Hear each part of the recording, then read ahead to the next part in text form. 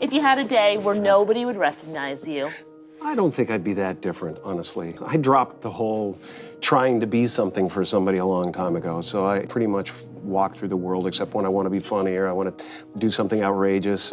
I don't have any trouble being myself, and I don't have any trouble saying no when I mean no. I don't feel there is a, pressing responsibility to please everyone. I'm not unkind to people. No. I love people. I would much prefer saying hello and who are you and what are you doing today than giving a selfie, because selfies stop the world. They stop life. You then go like that, and it's going on Instagram to give people a false sense of relevance. People talk about depression all the time. The difference between depression and sadness is just, from happenstance. Whatever happened or didn't happen for you, or, grief or whatever it is. And depression is your body saying, I don't want to be this character anymore. I don't want to hold up this avatar that you've created in the world. It's too much for me. Deep rest. Your body needs to be depressed. It needs deep rest from the character that you've been trying to play. I act because I'm broken in a lot of pieces, and acting gives me a chance to reconfigure those pieces into 1,000 different things that are positive for people to watch. Was there ever a moment where you first sort of realized, like, I want to be a performer. This is the thing that I want to do with my life? There was never any other choice. From the time that there was consciousness in the body, I was looking at a man named Percy, my dad, who was the most incredible character that you'd ever meet. If you met him for 5 minutes, you thought you knew him for 50 years. Wow. And he wrapped everyone that came into our house in stories and jokes, and I became his calling at a certain point. And he was always super behind me. But from the first time I can remember, him just lighting up the room, and him just like wrapping everybody in a story or whatever, and going, oh, that's the thing I want to do. That's what I want to be. My father could have been a great comedian, but he didn't believe that was possible for him. And so he made a conservative choice. Instead, he got a safe job as an accountant. And when I was 12 years old, he was let go from that safe job. And our family had to do whatever we could to survive. I learned many great lessons from my father, not the least of which was that you can fail at what you don't want. So you might as well take a chance on doing what you love. I watched the effect of my father's love and humor and how it altered the world around me. And I thought, that's something to do. That's something worth my time. It wasn't long before I started acting up. People would come over to the house and they'd be greeted by a 7-year-old throwing himself down a large flight of stairs. They would say, "What happened?" And I would say, "I don't know. Let's check the replay." I'd go back to the top of the stairs and come back down in slow motion. Now, fear is going to be a player in your life, but you get to decide how much. You can spend your whole life imagining ghosts, worrying about the pathway to the future, but all there will ever be is what's happening here, and the decisions we make in this moment, which are based in either love or fear. So many of us choose our path out of fear disguised as practicality.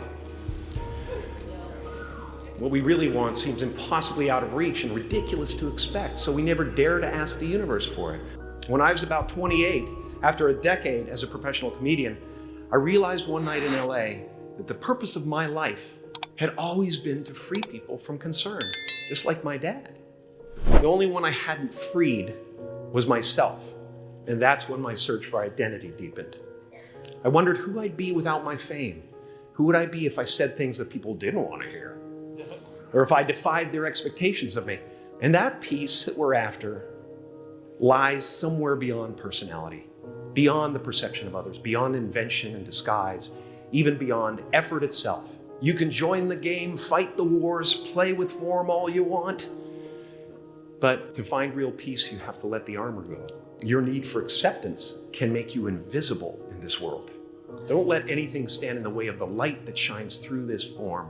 Risk being seen in all of your glory. Your job is not to figure out how it's going to happen for you, but to open the door in your head. And when the door opens in real life, just walk through it. And don't worry if you miss your cue, because there's always doors opening. They keep opening. And when I say life doesn't happen to you, it happens for you, I really don't know if that's true. I'm just making a conscious choice to perceive challenges as something beneficial so that I can deal with them in the most productive way.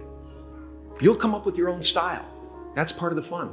You are ready and able to do beautiful things in this world.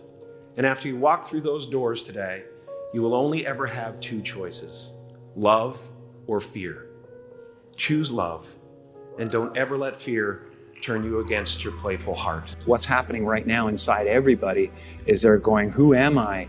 And they're depressed. People go like, oh, Jim's been depressed and stuff. Well, yeah, I was depressed when I was trying to be the Wizard of Oz. But now I know that Oz is a character. You know, I think everybody deals with that. Everybody walks around and they go like, why am I depressed? Well, it's because you're trying to be something for the world, you know? And as soon as you let that go, better things happen because they're just happening.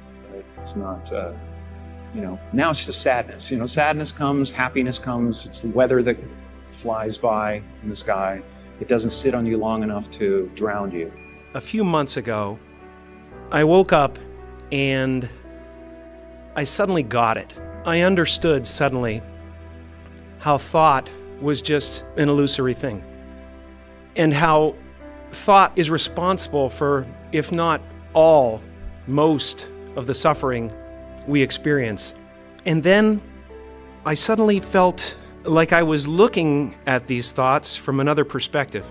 And I wondered, who is it that's aware that I'm thinking? And suddenly I was thrown into this expansive, amazing feeling of freedom from myself, from my problems. You know, when I go to sleep at night, I'm not just a guy going to sleep. I'm two-time Golden Globe winner Jim Carey going to get some well-needed shut-eye. And when I dream, I don't just dream any old dream. No, sir. I dream about being three-time Golden Globe winning actor Jim Carey. Because then I would be enough.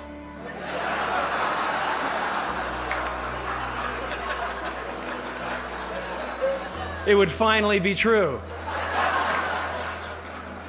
And I could stop this terrible search for what I know ultimately won't fulfill me.